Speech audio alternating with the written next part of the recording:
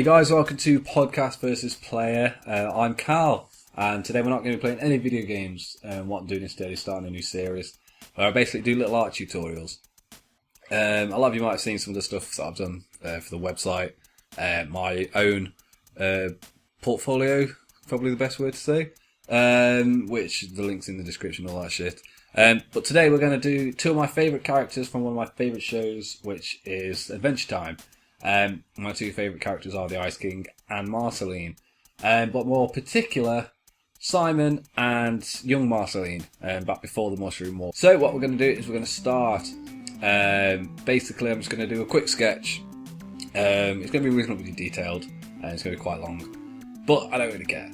And while I'm doing that, I may as well just reel off a bit of info if you don't know. Basically, before he was the Ice King, his name was Simon, and he was like a kind of like an adventure archaeologist type person. He had a fiancée called Betty, who he used to call his princess, which kind of makes up for later on when he goes crazy and just starts kidnapping princesses because he's just a lonely old man. But he basically gets this strange jeweled crown that whenever he puts it on his head, slowly turns him insane.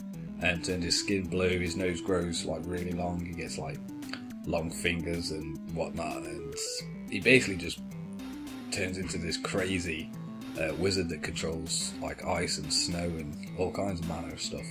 And then Marceline's a young vampire.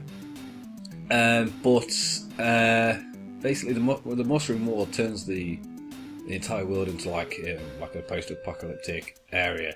And the Ice King, Simon, finds Marceline and takes him under his wing, and it's really deep for such a children's type show, and it's something I really enjoy.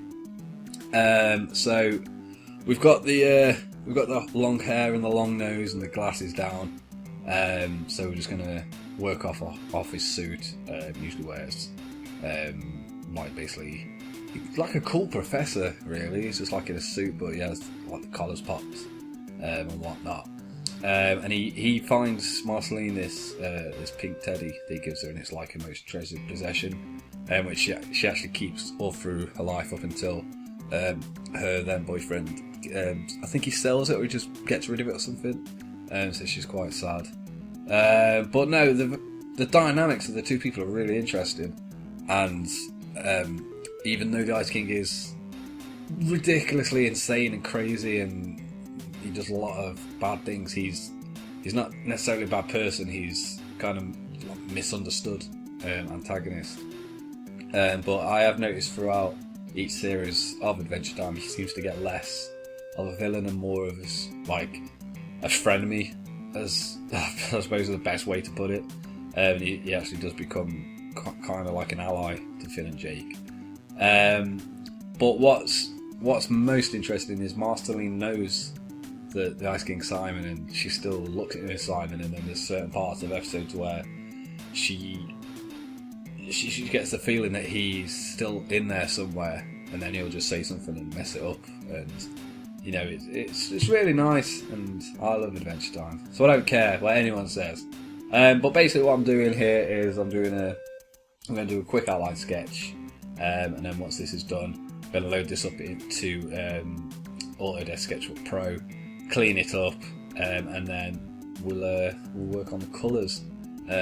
So I'm just going to do a shoe now, nice pointy loafers, and let's go dark right. This is going to look, it's going to be reasonably detailed, but this is basically just going to be the underlying sketch, and then once I've loaded it up into Autodesk, I'm not going to bore you by doing the whole process again, but I'm essentially going to do it all over again, and then just make it look cleaner, clean the lines up and stuff, and then we can work onto layers, and layers are awesome.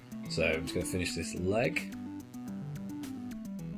Dun, dun, dun. If anyone is interested in digital art, I thoroughly recommend getting into it, because it just allows you to be a lot more creative, because if you make a mistake you just undo it. It's easy peasy. But we are done. That is our base layer for Simon.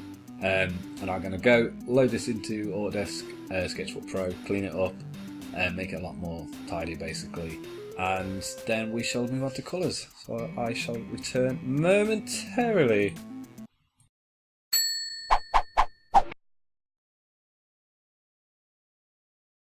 Hey guys, welcome back! So now we're going on to colours. As you can see, I'm now in Autodesk Sketchbook Pro. And the reason we've done this is we've cleaned up all the lines and stuff. And it looks a little bit more neater, a bit more bolder. And then what we're going to do is, by clicking this button, as you can see, we've got our current layer, which is Simon, and then the black layer underneath is blank. So if we disappear Simon, nothing there. But the beauty of layers is, if we select a colour, just select blue and a pen, when we colour, it doesn't get rid of it, it colours it underneath, because Simon's transparent, so the black line, so it just makes it a hell of a lot easier to colour. So what we're going to do is build off that. So we need Simon's skin colour, and it's not quite ice king blue yet. We'll go for a smaller pen. There'll be a lot of zooming in and out on this, so it might give you a bit of a headache, but we're basically just going to colour it in. So what I'm going to do is colour all this base layer in, speed up the video, and then we shall return.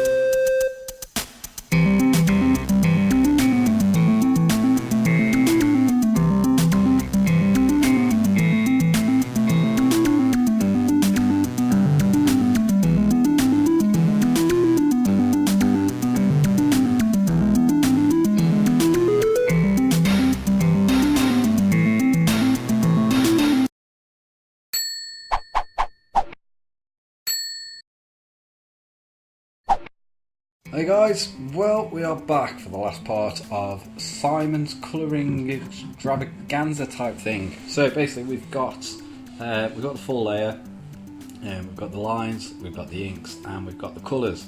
But now we need to highlight him. So basically, of our layers, if we take away the colour, we've just got the solid ink aligned layer. And if we take that, we've just got the colours. What we're going to do is make a new layer on top of the coloured base, and basically we're just going to colour in from there. So I find the easiest way is to select the colour and then just basically make a darker colour. So if we go down a bit, make that darker, and then with a smaller brush, basically just accentuate all the highlights. So underneath his hair is going to be a little bit darker because of the shading of his hair that's basically covering up his face. So we'll just put some lines there, maybe a little bit coming off that one. Point it out a bit so it's not just a random bit of a block. And then for his nose, we'll do exactly the same but a little bit lighter, and come up from the base. And then we might want to make that a bit darker later on, but we shall see. And then we'll do that all the way down, getting a bit wider as it reaches up to the bridge of his nose. And then under his glasses we'll probably have that colour again, just coming off slightly, just to round them off. And that should probably really do it for now. Actually might lighten up, well, darken up, sorry, just underneath his eyebrows a bit, and then bleed them into that, like so, and a bit around his eye. And then already just off that gives him a bit more of a oomph. And then we'll do exactly the same everywhere else, but with his hands. We'll probably start off a bit here. Make it a lot bigger. And then round it down. And then go the opposite way because the light's coming off there. So start here. And then we'll probably leave that bit where his finger joins and then go straight down. And then we'll take all of that, make it darker. Just make it a bit more prominent. And then exactly the same here, only this time, because of where his collar is, we'll go straight up. Colour that. And make sure we get all the way up here as well.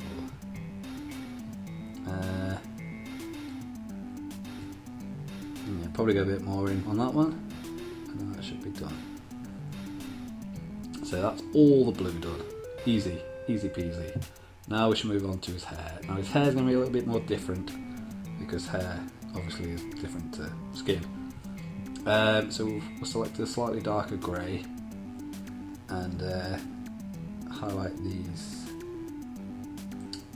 these lines of hair that are just like in here. Might actually go a little bit darker than that.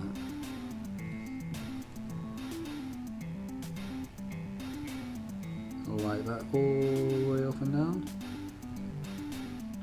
Same on these bits, and up the opposite way.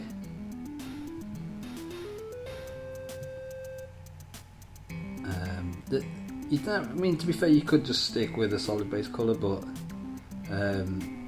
the actual shading on the cartoon is nearly non-existent unless they're in a dark place, really. But the comic books of Adventure Time, they use a lot more shading techniques than they do on the cartoon book. For art, I think shading the highlights is an important factor in art, to be honest. So I always tend to do it, and it's not exactly difficult.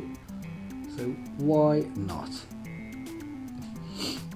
Excuse me, I've also got a cold, so I'm a bit sniffly. Now then, for the opposite side, we've missed one, so we're going to just line that up like so. And on this side, exactly the same, but go the other way. So that line will go there, and that line will meet in the middle, so on and so forth. Easy, easy peasy. So what I'm going to do is, same as last time, I'm going to jump ahead, speed up the video, finish this bit, and then we'll go on to highlights.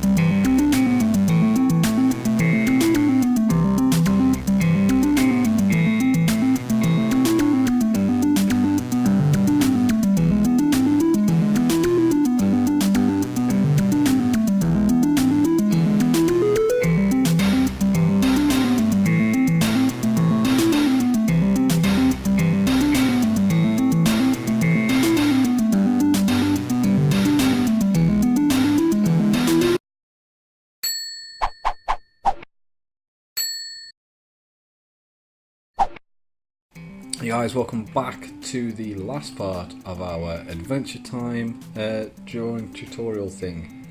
So we've got Simon finished, we've got lines done, we've got the colours done, and we've got the shading done. So we'll have a quick zoom in, everything looks quite nice. What we have missed is the white behind his glasses, because as you can see it's transparent. So all we'll do is we'll add a new layer by clicking that button down there, drag it to the bottom, get the pen, make sure it's on white, and just go blop. Done. Easy.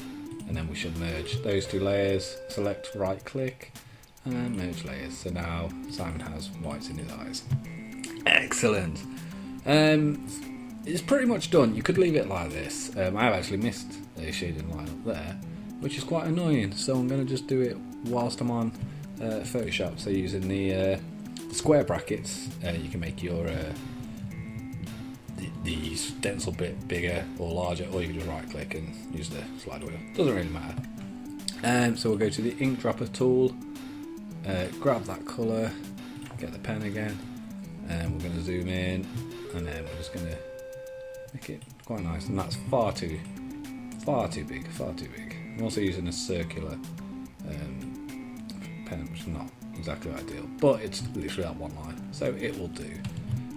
Control S to save. I don't know what it is on a Mac, so I apologise.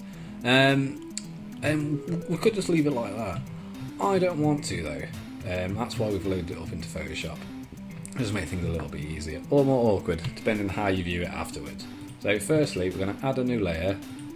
I'll scroll it down there, and just so we can see what we're working with, make it, what colour haven't we got?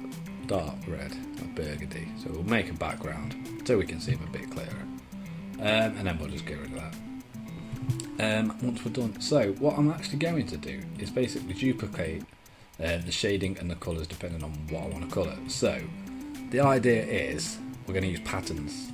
If you double click on your layer, also these will literally be called layer 1, 2, 3. Double click, type in what you want. Makes it a lot easier to find what you're doing, because we're going to have quite a few layers after this. So double click on colours, and we're going to go pattern overlay, and that's what a pattern overlay will do. For his hair, I think we should have something a bit, what's it, like hairy, I suppose. And we're going to go vivid light, and then we're going to just bring it down a bit, just so it's kind of noticeable. Let's have a look. What layers have we got? I should have actually done this ahead of time, really, but you know me, I'm not one to think things through. So I think that's about right. That'll look quite nice. So we're going to OK that, and then we're going to get the old eraser, zoom in, and just get rid of everything that I've done wrong already. So undo that, duplicate layer. That's what we want to do, and then do it all over again. So we're going to scroll up. Pattern overlay, vivid light, it was that one. Let's bring it down just to make it a bit, a bit more hair-like in its texture. Although it's not actually like hair, but it looks Ice Kingy. And then on this one, we're going to just get rid of all the stuff for the layers that we don't want. This, we literally just want the blue and the hair. So we get rid of everything else. So the easiest way, make a nice big one. Dum dum dum dum dum dum. Done. So now we shall name that layer and face. And then you guessed it, we're going to do it again. So right click, duplicate layer. This time we shall do the crown. We'll call this one crown. Done. Exactly the same again. Only this time obviously we want a crown colour. So if we go for, I quite like that one actually. Make it kind of like a worn crown, so up there. We can also change this after if we don't like it. Again, exactly the same. Get rid of everything that's not part of the crown.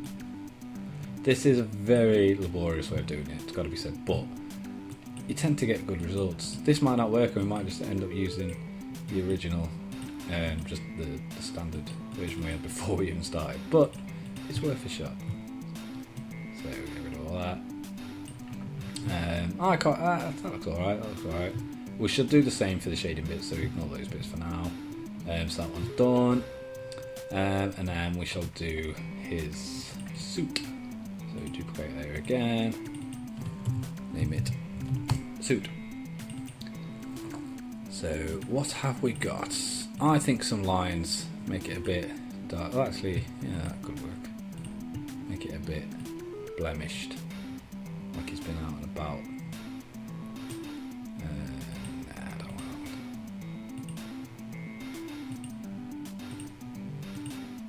that. What I'd say, nah, that one could work for that one. Go for that one because it's a little bit lighter. So just so it looks a little bit worn. So that's suit. So now what we can do is go into shading. So we should duplicate layer, and this will be the crown. No, we'll do the face. Sorry, we'll do face. Pattern overlay. Probably better to zoom in actually so we can see his face. So we've got pattern overlay. We'll go for the opposite of what we had. With light. Let's bring it down. We literally just want it to show. So probably, I'd say that's about right. And then again, exactly the same. Get rid of all the stuff on this one. To bring out all these nice blue lines. Hello Avast, you little bastard. Get rid of all this good stuff. Because we've got much bigger plans for you. Get rid of that again. Zoom out. And then we can actually see if we missed anybody using that. We're all good. So that's face. Now we want the crown. So crown shading, pattern overlay. Just make it nice and worn. Let's say that. Vivid light. Don't actually need to do an awful lot on that one actually. If we use that one. Are there any others that look decent enough? It's very interesting. It's not at all. I apologise. But I wanted to show you. Yeah, keep it with that one. That one worked. So again, get rid of all this good stuff. We don't want any of it.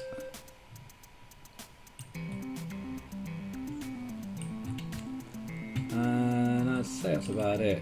What I'm going to do on the crown though is add a slight gradient onto it. Just so it looks a bit shiny.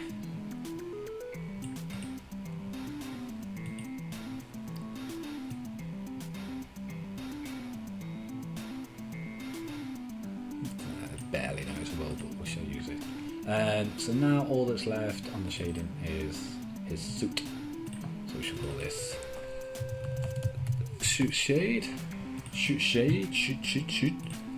Again, pattern overlay. Just go for a nice basic colour. Vivid light, because I like vivid light. You don't have to use vivid light at all, but I tend to. I'm trying to say about there. It's not massively different. And that's basically it. And that's how I achieve some of my shading techniques, if I'm being very lazy. So now what we shall do is right click, hold control, sorry, and then select all of these, right click and convert to smart object. So basically this will put them all together, but if we want to edit it at a later date, we can just double click on the smart object thumbnail and it'll just give them all here again in a different window. So whatever we edit on here, so say for argument's sake we take the lines out, save, when we go back in it won't have lines. It's very clever, very clever, but we don't want to do that. So we're going to go back in, double click on here, and again this is just something I usually do, is I put a little bit of bevel and emboss in, because sometimes it'll just give it a bit of an oomph, and it does work quite well. Sometimes it can be too overbearing, but I think something like this it can bring a bit more out. And then we'll put a slight drop shadow on, but we want it the other way, and we don't want it as bold as it is. So if we bring the boldness down so it's just noticeable, that's probably it, to be fair. If we really wanted to, we could stick a light flare off the crown, but I think that's it I think that's good for now. So that is our Simon the Ice King, from lines all the way up to full colour with shading and Photoshop little cheats. So next time we shall do little Marceline, and we should put them together and we should have a nice little picture. So thank you for watching, hope I haven't bored you too much, and I shall see you soon. Bye bye!